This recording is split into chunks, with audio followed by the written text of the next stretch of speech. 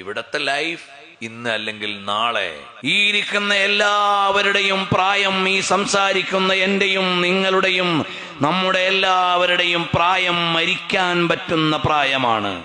Vote ചെയ്യണമെങ്കിൽ 18 വയസ്സ് കഴിയണം. ലൈസൻസ് കിട്ടണമെങ്കിൽ 18 വയസ്സ് കഴിയണം. വിവാഹത്തിന് രാജ്യങ്ങളിൽ വിവിധങ്ങളായ പ്രായ തലങ്ങളുണ്ട്. അങ്ങനെ ഓരോന്നിനും നമുക്ക് വയസ്സുണ്ട്.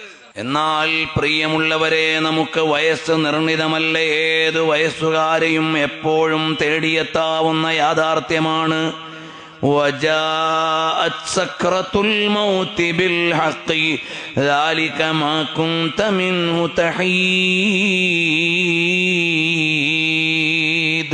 ഏത് പ്രായവും മരിക്കാൻ പറ്റുന്ന പ്രായമാണ്. നമ്മുടെ ലൈഫ് യഥാർത്ഥത്തിൽ ഇവിടെയല്ല, ഇത് മാറി മറിഞ്ഞുകൊണ്ടിരിക്കുന്ന ഒരു കാഴ്ചയാണ്. ഇത് എപ്പോഴും അവസാനിക്കാവുന്ന ഒരു സീനാണ്. അതേ സമയത്ത് യഥാർത്ഥമായ ഒരു ജീവിതമുണ്ട്. ആ ജീവിതം ഇതിനപ്പുറത്തുള്ള ഒരു ജീവിതമാണ്.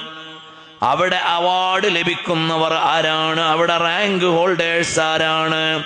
അവിടെ പതക്കം കിട്ടുന്നവർക്ക് ആർക്കാണ്? അവിടെ പരിഗണന ലഭിക്കുന്നവർ ആരാണ്? യർഫഇല്ലാഹു അല്ലദീന ആമനൂ മിൻകും വല്ലദീന ഊതുൽ ഇൽമ ദറജാത്. ഈമാനും ഇൽമും ഉള്ളവർക്കാണ് അവിടെ സ്ഥാനം. നിങ്ങൾ ആലോചിച്ചു നോക്കൂ, എത്രയോ ആളുകൾ ഈ പഴശ്ശി പള്ളി ഖബർസ്ഥാനിൽ ജീവിച്ച കാലത്തേക്കാൾ കൂടുതൽ ഖബറിൽ കിടക്കുന്ന എത്ര ആളുകളുണ്ട്. ആ ഖബറിനെ കുറിച്ച് പറഞ്ഞു, നല്ലവരാണെങ്കിൽ അത് റൗളത്തും മിൻ റിയാദിൽ ജന്നയാണ്. തെറ്റുകാരാണെങ്കിൽ അത് ഹുഫ്റത്തും മിൻ ഹുഫരിൻ നീറാനാണ്. നഊദു ബില്ലാഹ്. നന്മ ചെയ്തവരുടെ ഖബർ സ്വർഗത്തോപ്പാണ്. തിന്മയിൽ ജീവിച്ചവരുടെ ഖബർ നരകക്കുണ്ടാണ്. അപ്പോൾ സ്വർഗത്തമായ ഖബറിൽ കിടക്കേണ്ടവർ ഈ ലോകത്ത് സ്വർഗസ്ഥരാവേണ്ട കർമ്മങ്ങൾ ചെയ്യണം. നാളെ സ്വർഗം ലഭിക്കണമെന്ന് ആഗ്രഹിക്കുന്ന ആളുകൾ ഇന്നിവിടെ സ്വർഗത്തിലേക്ക് പോകാവുന്ന കാര്യങ്ങൾ ചെയ്യണം. അവിടെ റാങ്ക് കിട്ടേണ്ട ആളുകൾ അവിടത്തേക്ക് റാങ്കിന് പറ്റുന്ന പദവികൾ സെലക്ട് ചെയ്യണം. അവിടെ റാങ്ക് കിട്ടുന്നവരാരാണ്?